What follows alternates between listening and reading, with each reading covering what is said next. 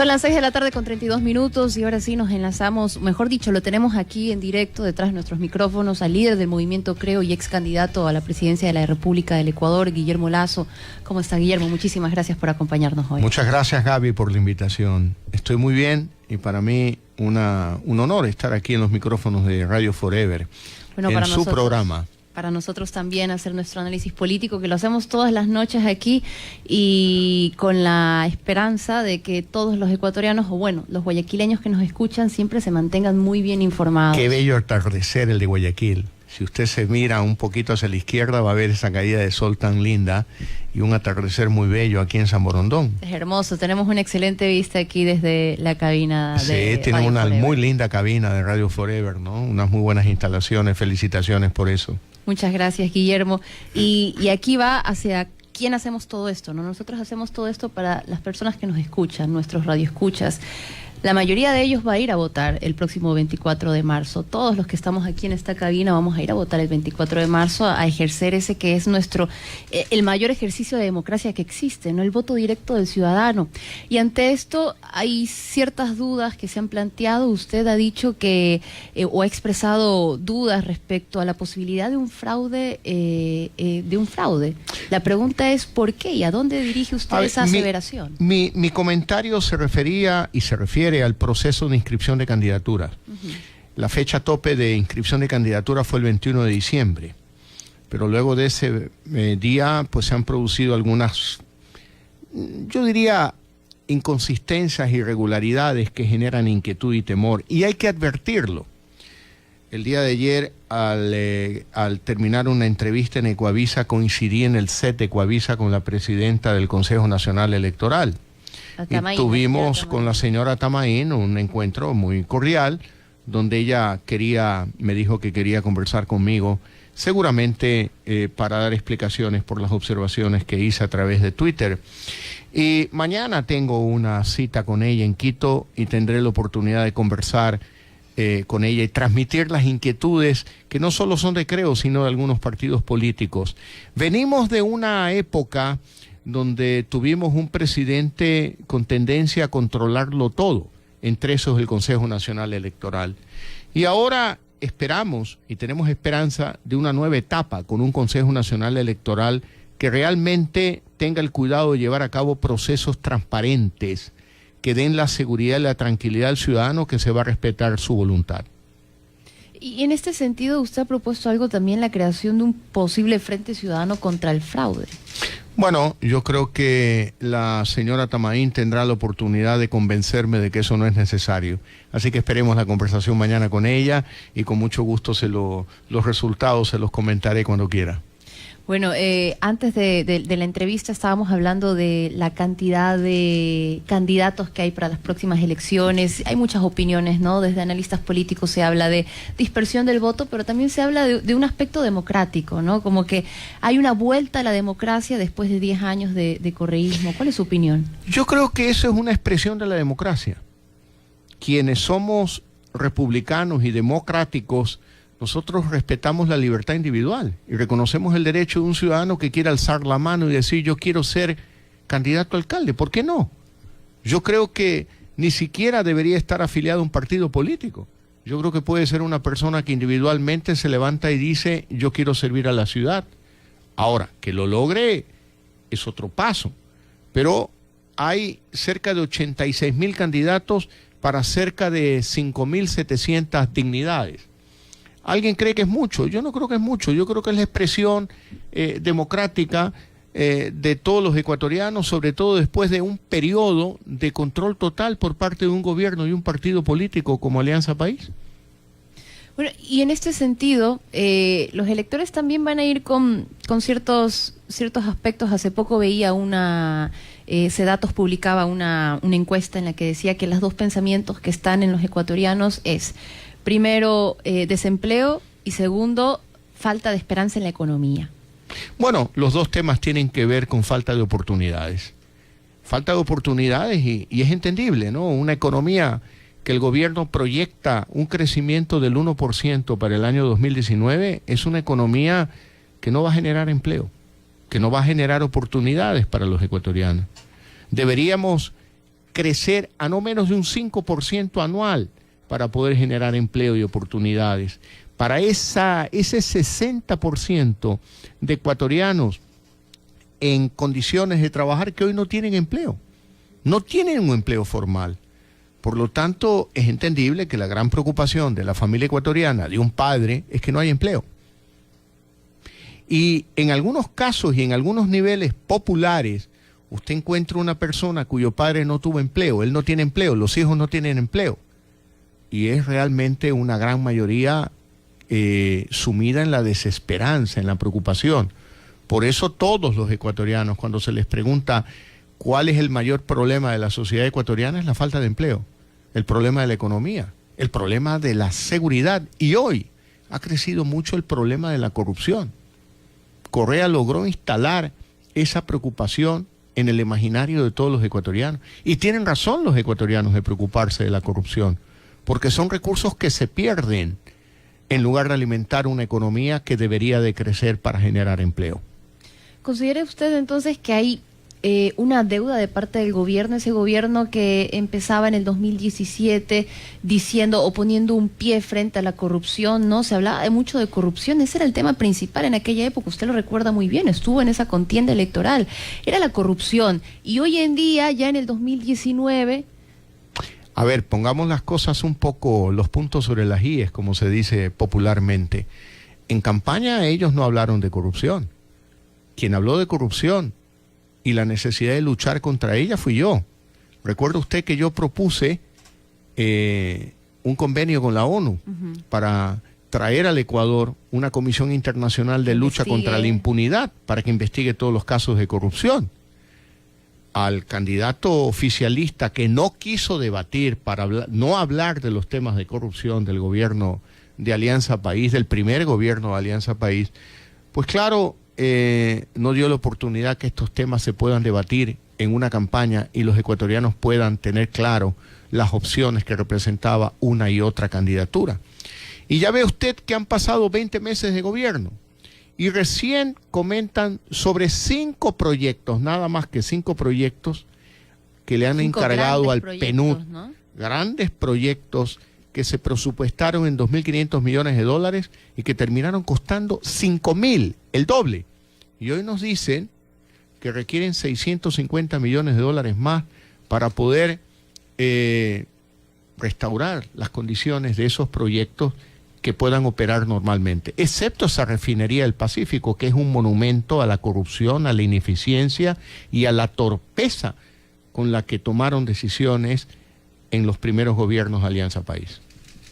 Y en ese aspecto, ¿qué piensa usted? No, se tuvo que haber topado en redes sociales, la gente cuestiona mucho esta medida antipopular, ¿no? De la subida, o mejor dicho, de la reducción del subsidio a los combustibles. La gente dice, se sube el combustible, pero en temas de corrupción no recuperamos nada de todo lo que se ha robado. Es que tiene razón el ciudadano. El ciudadano dice, oiga, resulta que me suben impuestos, se endeuda más el gobierno, gasta más el gobierno, y encima no hay una lucha frontal contra la corrupción, hay impunidad. Entonces hay una sensación de que el padre, la madre de familia trabajan duro, pagan impuestos y el dinero que en lugar de quedarse en la familia se va al gobierno. Y el gobierno, en lugar de destinar el 100% de los recursos, escogiendo con mucho cuidado en qué proyectos invertir, malgasta el dinero y en muchos casos financia la corrupción. Muchos funcionarios públicos que están presos, no es suficiente. Hay que seguir la ruta del dinero, hay que recuperar ese dinero para que ese dinero alimente la economía ecuatoriana y no pague la factura la familia ecuatoriana que no tuvo nada que ver con la corrupción de los gobiernos de Alianza País. La reducción de los subsidios a estos dos combustibles en particular, que los usa prácticamente toda la clase media y clase baja en el país, viene a formar parte de la nueva proforma, ¿no? Porque resulta que el precio del petróleo que se había estimado el año pasado cuando se hizo la proforma no va a ser el mismo, entonces se necesitaba recuperar de algún lado y ¡pac! Se reducen ahí.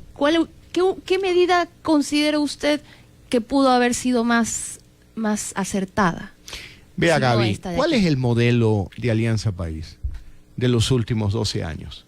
Primero, un gasto público excesivo, un Estado demasiado grande, dedicado a hacer cosas que no son esenciales. Lo esencial de un gobierno, de un Estado, es atender la salud de calidad de los ciudadanos, educación de calidad para los ciudadanos, seguridad interna, relaciones internacionales. Pero usted ve el Estado ecuatoriano, que es dueño de bancos, de compañías de seguro, de líneas aéreas, negocios de medios de comunicación, que no son esenciales para el desarrollo de la sociedad en manos del Estado, son importantes en manos del sector privado. Véndalos, privatícelos, para que obtenga recursos a través de esos procesos. En segundo lugar, como tenían que financiar un alto gasto público, tuvieron que endeudarse. Y usted ve cómo de 10 mil millones de dólares en el año 2009, el Ecuador debe ahora cerca de 60 mil millones de dólares, 6 veces más. Luego más de 26 reformas tributarias en los últimos 12 años. Es decir, cada vez el gobierno dice, como no me alcanza, dame tu dinero, le dice a la familia ecuatoriana. Y tras que no nos aumentan los impuestos, no alcanza con los impuestos, ahora incrementan el precio de los combustibles. Y no digan que el subsidio es alto en Ecuador, cuando la gasolina se paga a través de la matrícula de vehículos, de impuestos y aranceles por la importación de vehículos. Así que el Ecuador tiene un problema no de ingresos, sino de excesivo gasto del gobierno. Y ese excesivo gasto es el que tiene que bajarse. Y lo que hay que hacer es bajar impuestos, no subir impuestos. Para al bajar impuestos dejar el dinero en el bolsillo de la familia ecuatoriana, del padre, de la madre, que ellos escojan en qué gastar y a través de sus preferencias de consumo activar la economía, creando inversión, generando empleo y generando oportunidades. Menos gastos del gobierno, menos de los que ya ha tomado el gobierno actual con estas medidas de austeridad que empezaron en mayo del 2017. Pero vea, Gaby, el gasto público, usted simplificando lo puede dividir en dos: lo que es gasto de inversión y lo que es gasto corriente. Gasto de inversión es lo que tiene que ver con salud, escuelas, educación, hospitales, etcétera. Y gasto corriente es lo que tiene que ver con sueldos, salarios, con la luz, el agua, el teléfono, los viajes, los viáticos de los funcionarios públicos. La reducción del gasto público ha estado por el lado de la inversión, es decir, por el lado menos adecuado, en lugar de ir por el lado del gasto corriente. Porque claro, para cualquier familia es mejor gastar en una hipoteca, pagar mensualmente la casa, que estar gastando en una farra. La farra no queda, la casa sí queda. La casa es un gasto de inversión, la farra es un gasto de operación. Si una familia se pasa farreando y nada más que farreando y no invirtiendo, pues es una familia que no tiene futuro. Todo padre de familia sabe que quiere una casa, que quiere un auto, que quiere crear un patrimonio para la familia. Eso es inversión. ¿Qué ha hecho el gobierno? Bajar el gasto de inversión, pero no los gastos corrientes. Es decir, la farra sigue. Guillermo, y me vuelco ahora un poco más a temas electorales, pensando en nuestra provincia, en Guayas, ¿no? Vamos a elegir un prefecto, vamos a tener que elegir los guayaquileños también un nuevo alcalde o alcaldesa el 24 de marzo. Y bueno, hay muchas cosas que quedan ahí adeudadas. A nivel de provincia, pienso en el ámbito rural. Pienso en que hay muchísimo empleo no adecuado en el campo, pienso en que hay muchos problemas que al parecer no se visibilizan. Incluso hubo en su momento un pedido desde el campo de que quienes elijan prefecto no sean las grandes ciudades, no sea Guayaquil en este caso, sino que sean las ciudades o los pueblos. Los sectores rurales. Exacto. Gaby, usted toca un tema muy importante para la sociedad ecuatoriana, pero no solo es en Guayas y no solo la zona rural. Así es. La población económicamente activa del Ecuador la componen cerca de 8 millones de ecuatorianos. De esos 8 millones de ecuatorianos, solamente 3.200.000 ecuatorianos tienen un empleo formal. Es decir, trabajan en una empresa, están afiliados, contribuyen a la seguridad social. El resto, 4.800.000, para ser más claro, 6 de cada 10 ecuatorianos que forman parte de la población económicamente activa no tienen un empleo formal. Y ese es un tema que se debate poco en el Ecuador, que se habla poco en el Ecuador. Tenemos que impulsar el emprendimiento. Y la manera de impulsar el emprendimiento es que el gobierno gaste menos para bajar los impuestos.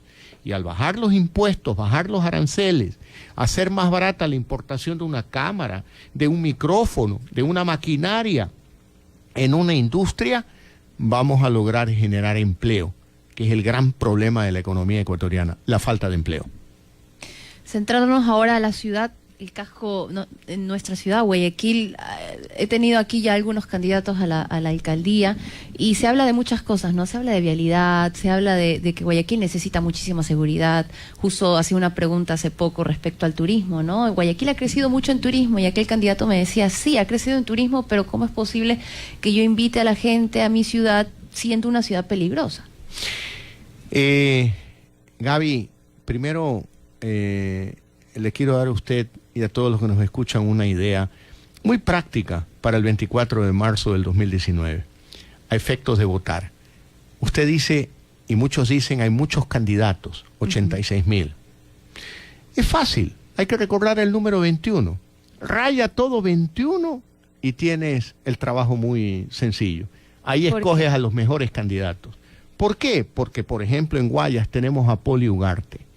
Poli Ugarte es una mujer con experiencia en el campo público, experiencia en el campo privado, ha sido concejal de Guayaquil, acompañó a León Febres Cordero en sus 2 periodos de alcalde de Guayaquil y ha sido una mujer luchadora. Ella tuvo cáncer de mamas, como mucha gente conoce. Ella salió adelante, luchó por su vida y no solamente que hizo eso, sino que su generosidad la llevó a convertir en esa el motivo de su vida, defender a todas las mujeres ecuatorianas que sufren del cáncer de mama. Y ella lo ha hecho con una fundación, con su trabajo, con su esfuerzo personal, buscando apoyos y respaldos. Yo creo que Poli Ugarte es una magnífica candidata a la prefectura de Guayas. No tengo dudas que va a ganar. Tenemos, por ejemplo, a Francisco Jiménez. Con respeto a todos los candidatos, Francisco es el mejor preparado. Francisco ha estudiado en el exterior, en muy buenas universidades, y se ha preparado precisamente para la administración pública. Y es alguien que, si en este momento usted lo llama por teléfono, está recorriendo la ciudad de Guayaquil. Está en todos los barrios del Ecuador, de la ciudad de Guayaquil. Y él plantea que ampliar los límites de la ciudad para medir con certeza la calidad de servicios de agua potable y alcantarillado.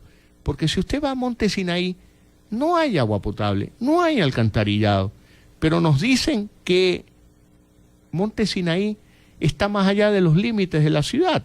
Entonces, ¿qué hay que hacer? Sincerar la realidad, reconocer que Guayaquil es más grande que los límites que ha definido el municipio actual y tener por objetivo poder satisfacer esas necesidades para muchos barrios marginales de la ciudad de Guayaquil. Nosotros no somos mezquinos. Nosotros reconocemos que la ciudad de Guayaquil ha sido bien administrada en los últimos 28 años. León Febres Cordero fue el creador del llamado modelo exitoso. Quizás usted era muy joven, una niña, pero León Febres Cordero le quitó, sacó de las garras del populismo a la ciudad de Guayaquil. Institucionalizó al municipio de Guayaquil y dejó sembrado un camino por el cual ha transitado el actual alcalde y lo ha hecho bien.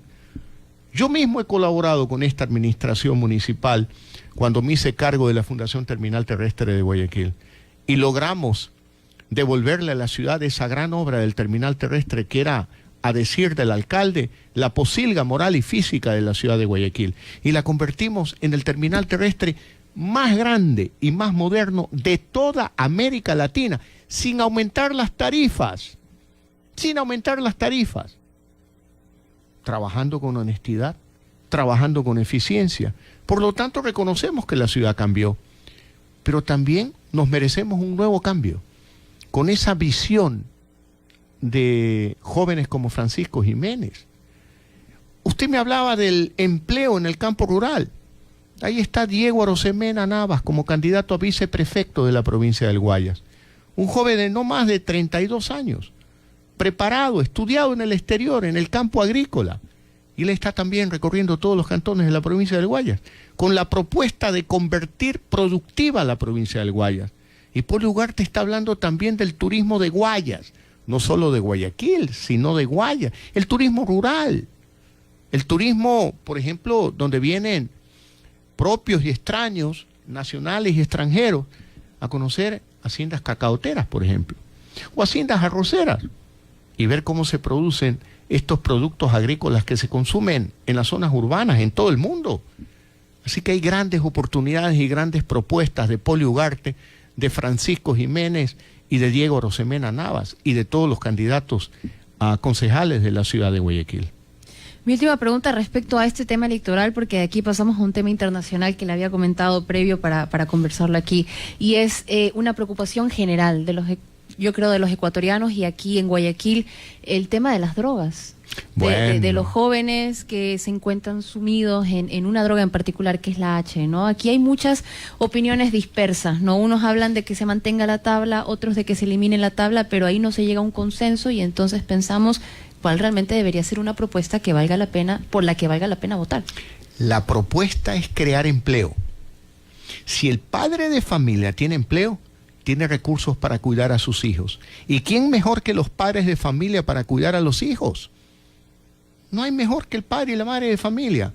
Pero si el padre no tiene empleo, imagínese usted la frustración que siente, la angustia que tiene. No se preocupa como debería de preocuparse de los hijos. Los hijos van a una escuela pública. En muchos casos, le voy a contar, porque he recorrido todo el Ecuador, son los propios padres de familia sin empleo los que venden la droga. O muchas veces los hijos mayores le venden a los menores. Los compañeros de sexto a los de primer curso de secundaria, de acuerdo con los términos de la época en que yo estudiaba en el colegio. Entonces, si usted fortalece a la familia, si hay empleo, el padre cuida a los hijos de mejor forma, la madre se preocupa mucho más de los hijos. Pero, claro, tenemos que hablar también de las leyes. Yo soy partidario de la reforma a esa tabla de tenencia de droga. Y tenemos también que empoderar a la Policía Nacional para que los delincuentes le tengan miedo al policía, y no lo que pasa hoy. El policía le tiene miedo a los delincuentes.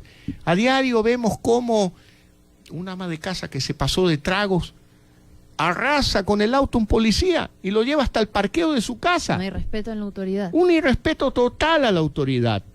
Y vemos también videos donde hay gente en la calle que la policía dice no puedes tener arma, o se lo llevan preso, y lo atacan a los policías.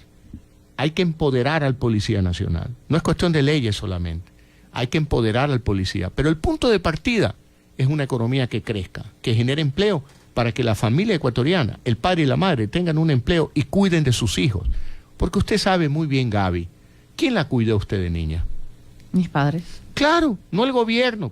Yo le pregunto a algún ciudadano ecuatoriano, el día que se murió la abuelita, ¿qué? ¿Vino el ministro de Bienestar Social a cargar el ataúd? No, son los nietos, es la propia familia.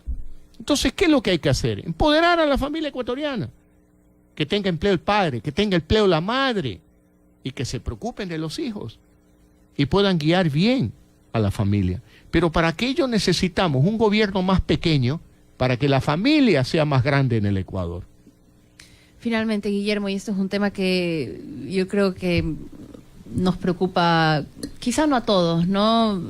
Yo creo que debería preocuparnos a todos los ecuatorianos, porque hemos visto hemos evidenciado ese éxodo de venezolanos acá. Hay muchísimos hermanos venezolanos en las calles con carteles vendiendo cosas. Aquí en Quito también una comunidad de venezolanos muy importante. Mañana 10 de enero se posesiona ya oficialmente, y así lo ha dicho el gobierno actual de Venezuela vía comunicado oficial, que mañana sin interrupción se va a posesionar a Nicolás Maduro como presidente para 6 años más. Nicolás Maduro es un dictador en Venezuela, un dictador que ha conducido una grave crisis humanitaria a la sociedad venezolana. La expresión de eso es lo que usted señala, la migración.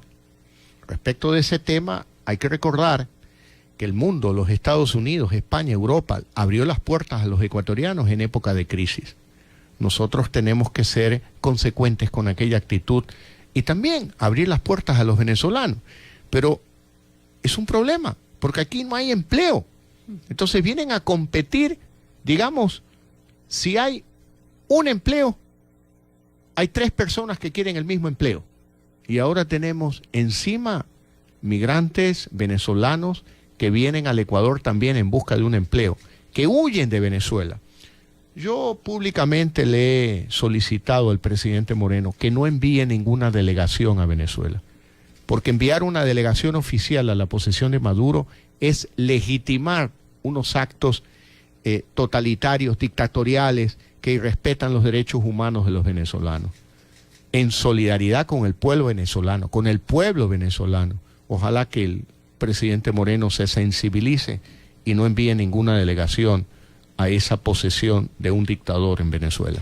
No reconocer la posesión de Nicolás Maduro es una cosa. Por otro lado, el Grupo de Lima habla ya de sanciones directamente a Venezuela. ¿Sería esa también otra vía? Pero el Grupo de Lima presenta una denuncia ante la Corte Penal Internacional, no contra Venezuela, sino contra el gobierno del señor Maduro, contra algunos funcionarios, él y otros funcionarios. Y yo creo que eso es correcto. No, por delitos de lesa humanidad. Claro, recuerde usted, nuevamente, usted probablemente era niña en aquella época cuando Jaime Roldós Aguilera, o quizás no había ni nacido, Jaime Roldós Aguilera ganó las elecciones en el Ecuador. Jaime Roldós Aguilera, un presidente de izquierda, pero un hombre humanista, desarrolló la doctrina Roldós, reconocida internacionalmente. Aquella doctrina Roldós habla de que en materia de derechos humanos no hay pues límites entre países, ¿no? Es decir, si vemos que hay una violación flagrante a los derechos humanos en Venezuela, no podemos quedarnos de brazos cruzados diciendo hay que respetar la soberanía venezolana. Principio en materia de jurisdicción universal. Pero por supuesto que sí. ¿Usted es abogada, Gaby? No, pero estudié derechos humanos. Ah, muy bien. Así es. Bueno, pues le agradezco muchísimo, Guillermo, por este diálogo bastante enriquecedor. Este último tema con el que terminamos, yo creo que se tienen que hablar porque hay que generar conciencia en las personas que nos escuchan, ¿no? Que se vuelcan a estos temas no porque la política sea algo feo, sino porque la política es lo que gestiona nuestras dinámicas sociales. Tenemos que informarnos y tenemos que ir bien informados también a nuestras urnas el 24 de marzo. Bueno, yo creo que recordando el número 21 es la manera más práctica de ir a las urnas.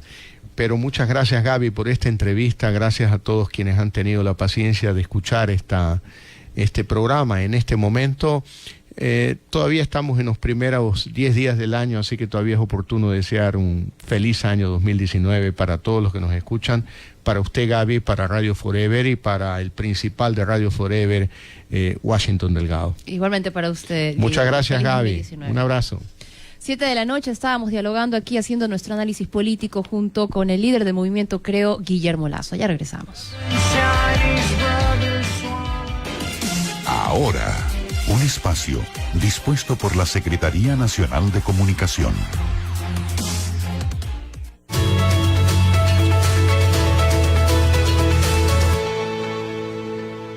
Queridos compatriotas, buenas noches.